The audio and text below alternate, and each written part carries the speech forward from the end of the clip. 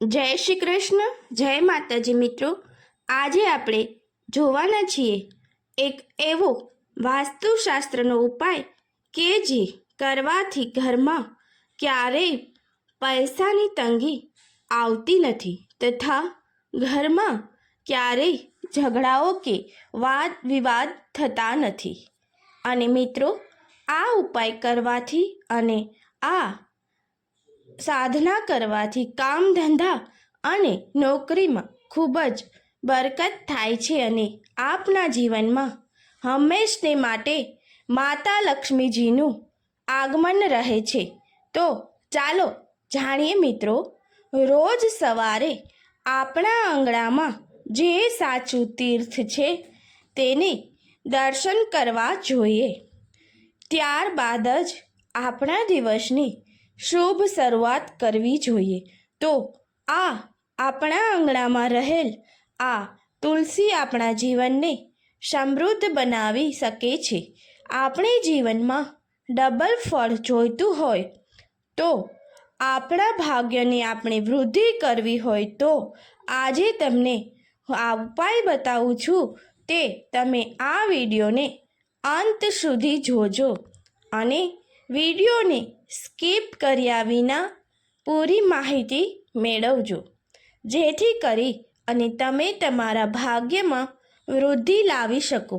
મિત્રો, બતાવ્યા પ્રમાણે જો તમે આ ઉપાય કરશો તો 30 દિવસમાં તમને અચૂક ફળ મળી શકે, તમારા ભાગ્યની વૃદ્ધિ અચૂક થઈ શકે।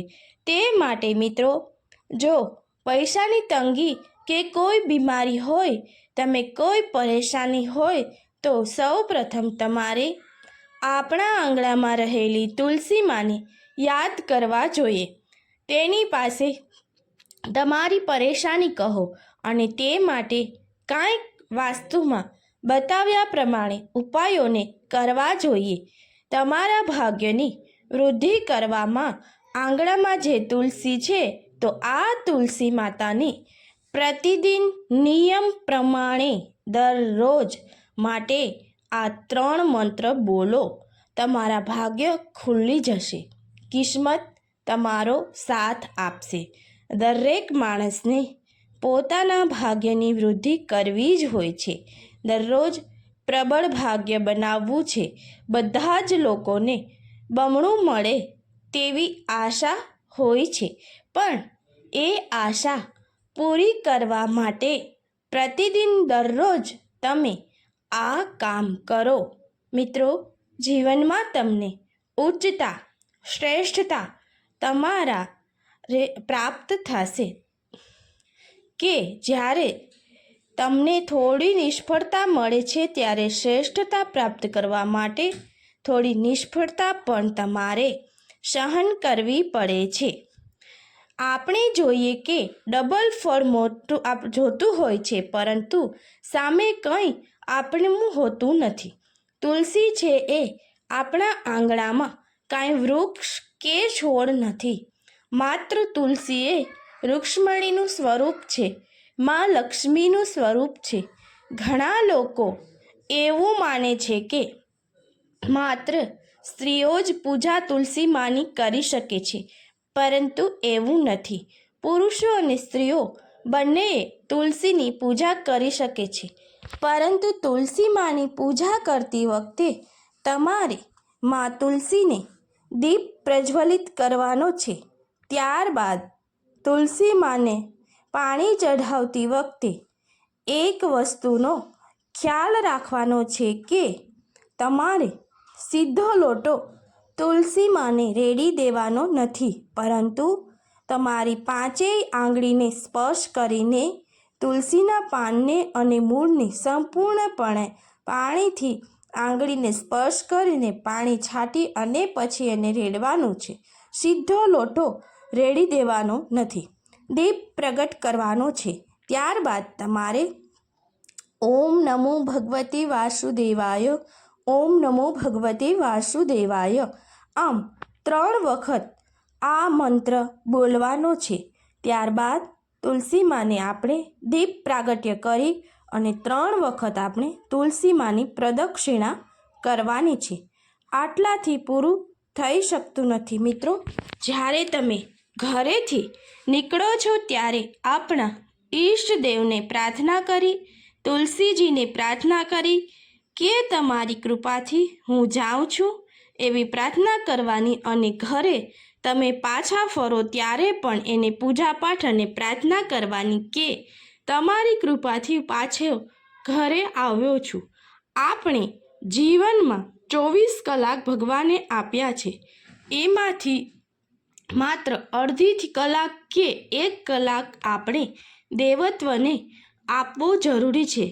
આપણે આવી પ્રાર્થના કરીએ ત્યારે આપણે જીવનમાં સફળ થઈએ છીએ તેવું માનવામાં આવે છે. આપણે જે પૈસા કમાઈએ છીએ એ પણ ભગવાનને પ્રાર્થના કરવાની કે કહેવું જોઈએ કે તારી કૃપાથી પ્રભુ હું આટલો કમાયું છું તો તમને ડબલ ફળ મેં જોઈએ છે, પરંતુ પ્રભુની ઘરની સફાઈને કે એને યાદ કર્યા વિના તમે ભગવાન પાસે વધુ કમાવવાની, ડબલ ફળ મેળવવાની આશા રાખો છો તો તુલસી માની આરાધના કરવી જોઈએ. ત્યારબાદ ઉંબરાનું પૂજન કરવું જોઈએ. આ કાર્ય કરવાથી તમને અચૂક ફળ મળી શકે છે. તમારા કરેલા કાર્યો સંપૂર્ણ થઈ શકે છે અને તમે જે પણ ધારેલું હશે તે મનમાં ધારેલું કાર્ય તમારું પૂર્ણ થશે. પૂજન કર્યા બાદ તમે ગણપતિની આરાધના કરો. તમારા ઈષ્ટદેવની આરાધના ઘરમાં રહેલા મંદિરની પૂજા કરો ને તમારા નજીક કોઈ શિવ મંદિર, શિવાલય હોય તો તેની પૂજા કરવા જાઓ. આમ કરવાથી તમારો દિવસ શુભ જશે. તમારા ઘરની અંદર, તમારા મનની અંદર નકારાત્મક શક્તિ હશે તે નકારાત્મક વિચારો દૂર થશે અને સકારાત્મક વિચારો આવશે. આ ઉપરાંત તમારી પ્રગતિ થશે. તમે માતા પિતાને રોજ પગે લાગો. આમ કરવાથી તમારા જીવનમાં તમારી ડબલ પ્રગતિ થશે જ.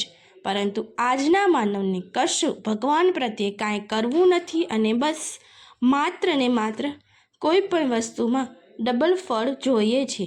મિત્રો, તમે ભગવાનની ઘરની આંગણે રહેલા દેવની જો પૂજા અર્ચના કે ભક્તિભાવથી તમે આરાધના નહીં કરો તો ક્યાંક ને ક્યાંક આપણે પાછા પડીએ છીએ. જો તમારે તમારા જીવનમાં પ્રગતિ કરવી હોય તો આંગણામાં રહેલા તુલસીમાંથી લઈ ઉંબરાને પૂજન, ઘરમાં રહેલા મંદિરમાં દેવોનું, ઈષ્ટદેવોનું, કુળદેવીનું પૂજન કરવું અને એક દિવસમાં 1 કલાક ભગવાન માટે નીકાળો. સવારે અડધી કલાક ને સાંજનો અડધો કલાક દેવત્વને આપો તો તમારા તમામ કામ પાર પડી જશે. મિત્રો, તુલસીને લગતા આ ઉપાય તમે કરી લેશો તો તમે ક્યારેય તમારા કામમાં પાછા નહીં પડો. તમને પૈસાની તંગી હશે તે દૂર થશે. તમારી દરેક મનોકામના હશે એ પૂરી થશે. આમ તમારા જીવનમાં સકારાત્મકતા આવશે. તો તમે આ ઉપાય જરૂર કરજો. તો આવા વાસ્તુને લગતા ઉપાય જાણવા માટે આપ અમારી ચેનલમાં જોડાયેલા રહેજો. મિત્રો, જય માતાજી. તુલસીમાં તમારી તમામ મનોકામનાઓ પૂર્ણ કરશે. તો કોમેન્ટ બોક્સમાં એકવાર જય મા લક્ષ્મી, જય તુલસીજી લખવું. આભાર.